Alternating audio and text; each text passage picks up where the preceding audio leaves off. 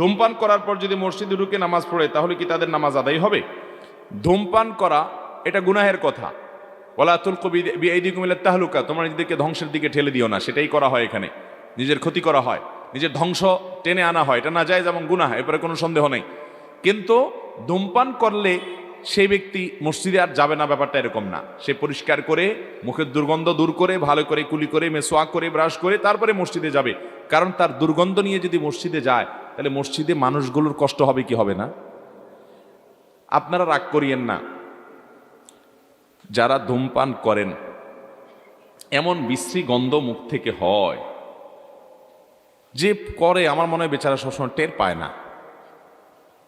অনেক সময় দেখা যায় এরকম ধূমপানকারীদের আশেপাশে থাকলে মনে হয় যে এই বেচারার সাথে না থেকে একটা নর্দমার ড্রেন থাকতো ময়লা আলা, সেটাও ভালো ছিল। আছে না নাই? বিশ্রী গন্ধ, আশেপাশে দাঁড়ানোর মতো অবস্থা থাকে না। নবী করিম সাল্লাল্লাহু আলাইহি ওয়াসাল্লাম বলেছেন, তাতাআজ্জাল মালায়েকা বিমা ইয়াতাআজ্জা বিহি বনু আদম, মানুষ যেসব গন্ধের কারণে কষ্ট পায় ফেরেশতারা ওইসব গন্ধের কারণে কষ্ট পায়। এই জন্য মসজিদে কাঁচা পেঁয়াজ খেয়ে যেতে নিষেধ করা হয়েছে হাদিসে, কারণ কাঁচা পেঁয়াজের কারণে মুখে দুর্গন্ধ হয়। রান্না করাটা খেয়ে যেতে পারেন, ভাজাটা খেয়ে যেতে পারেন, কাঁচাটা খেয়ে মসজিদে যাবেন না। তার মানে কাঁচা খাওয়ার পরে দুর্গন্ধ মুখে থাকলে ওটা দূর করে তারপরে মসজিদে যাবেন। অতএব ধূমপানকারী মসজিদে যাবে, কিন্তু ধূমপান করার পর এটা পরিষ্কার করে তারপর যাবে, আর ধূমপান ছেড়ে দেওয়ার নিয়ত করবে। যারা দ্বীনি মাহফিলকে ব্যক্তিগত অপছন্দের কারণে ব্যবসা প্রতিষ্ঠান বলে আখ্যায়িত করে তাদের ব্যাপারে কিছু বলবেন? দ্বীনি মাহফিলকে ব্যক্তিগত অপছন্দের কারণে ব্যবসা প্রতিষ্ঠান বলে মানে হলো, হতে পারে যারা মাহফিলের আয়োজক এদের সাথে কোনো কারণে আমার একটু ঠেলাঠেলি আছে, হতে পারে। তো এখন যেহেতু আমার সাথে বনে না, এই জন্য আমি এটা ফতোয়া দিয়ে দিলাম যে আর এই সব ব্যবসা বাণিজ্য। মনে রাখবেন, একটু আগে যে আয়াত পড়েছি, তাহসাবুনাহু হাইয়িনা ওয়া হুয়া ইনদাল্লাহি আযীম, আমরা মানুষের ব্যাপারে মন্তব্য করতে আমাদের বুক কাঁপে না। আমরা এটাকে মনে করি খুব ছোট জিনিসই, তো মুখে একটু বললামই তো, অথচ আল্লাহর কাছে এটা অনেক বড় ব্যাপার, অনেক বড় ব্যাপার। ভাইরা আমার, আমি এই জন্য সবসময় বলি, যারা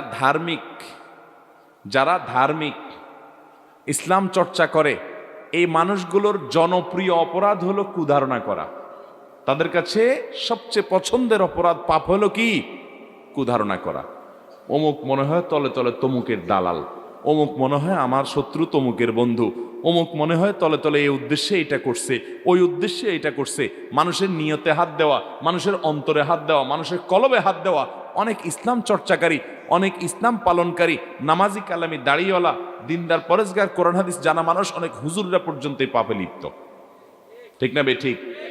বাবারে, নিজের চরকা তেল দেন।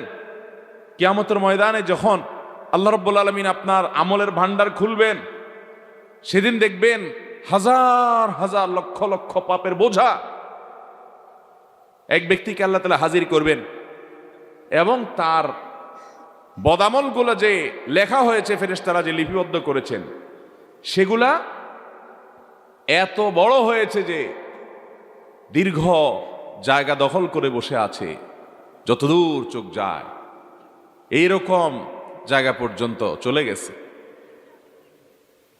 ভাইরা আমার, এরকম বদামলের পাহাড় আপনার আমার হয়ে আছে, আমরা জানি না ভাই কত ভাবে হচ্ছে, প্রতিনিয়ত হচ্ছে। ভালো কথা বলি, ওয়াজ করতে যে গুনাহ করে ফেলতেছি, ভুল কিছু বলতেছি, উদ্দেশ্য খারাপ হচ্ছে, আরো জনে পিছিয়ে লাগছি, গুনাহ হচ্ছে, করতেছি ভালো কাজ হচ্ছে গুনাহ। নামাজ পড়তে যে গুনাহ হচ্ছে, উদ্দেশ্য মানুষের বাহবা নেওয়া, তাড়াহুড়া করে নামাজের হক নষ্ট করা।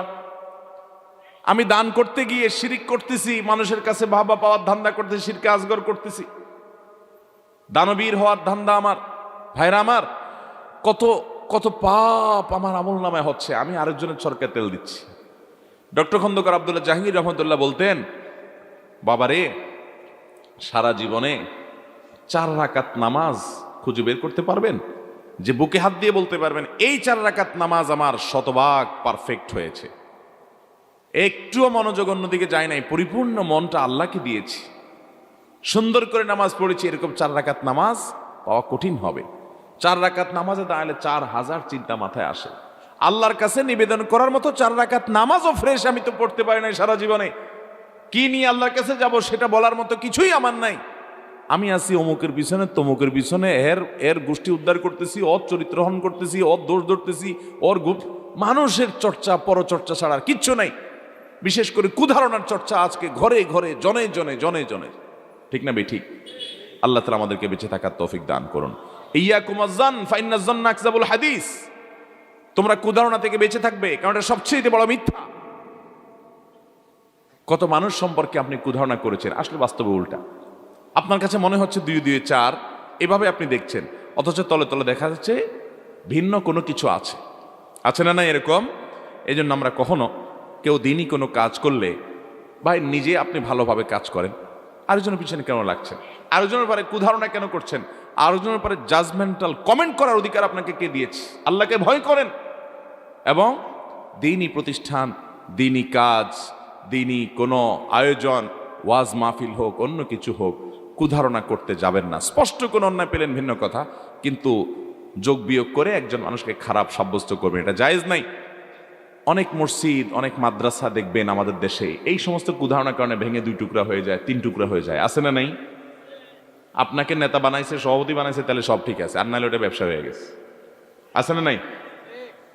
আপনারা সেক্রেটারি হিসাব বানাইছে, কেশিয়ার হিসাব বানাইছে, তাহলে ঠিক আছে, মাশাআল্লাহ, হ্যাঁ দিনের কাজ। আপনার মন মতো হয় নাই, এবার পিছে লেগে গেছেন। আছে না নাই? আল্লাহ আমাদেরকে পিছে লাগালাগি থেকে বেঁচে থাকার তৌফিক দান করুন। লা তাদাবারু ওয়ালা তাহাসাদু ওয়ালা তাবাগাদু ওয়া কুনু ইবাদাল্লাহি ইখওয়ানা। একে অন্যের পিছে লাগিও না, শত্রুতা করিও না, হিংসা করিও না, তোমরা আল্লাহর বান্দা, ভাই ভাই হয়ে থাকো। ভাইরা আমার, সাহাবা ইকরামের একটা অন্যতম বৈশিষ্ট্য ছিল, তাদের মনগুলা খুব সহজ সরল ছিল। আকাল্লুহুম তাকাল্লুফান, তারা সবচাইতে বেশি তারা সরল ছিলেন, তাদের ভিতরে কোনো কীর্তিমতা ছিল না। আজ আমরা ইসলামের নামে বিরোধিতা করা, অন্যের পেছনে লাগাটাকে হালাল করে নিয়েছি। ডক্টর আব্দুল্লাহ জাহির বলতেন, এর মাধ্যমে আমরা প্রবৃত্তির পূজা করি, আমার মন আমাকে গোলাম বানায় এই সমস্ত অপকর্ম করা, এটা ইসলামের কোনো খেদমত হয় না। অতএব আমি কি করছি সেটা আরেকজনের ব্যাপারে জাজমেন্টাল কমেন্ট করে তার অন্তরে হাত দিয়ে গুনাহ করব না। ইদানিং মাহফিলে দেখি এক আলেম আরেক আলেমকে কাফের বলে গালি দেয়, যদি তার মধ্যে কোনো কুফরি না থাকে তাহলে যে বলল সে তার কি হবে, এ বিষয়ে যথাযথ আশা করছি। দেখুন, কাউকে কাফের বলা এটা খুব দায়িত্বশীল একটা ব্যাপার। নির্দিষ্ট ব্যক্তিকে নাম ধরে কাফের বলা এটা তো বড় জটিল ব্যাপার।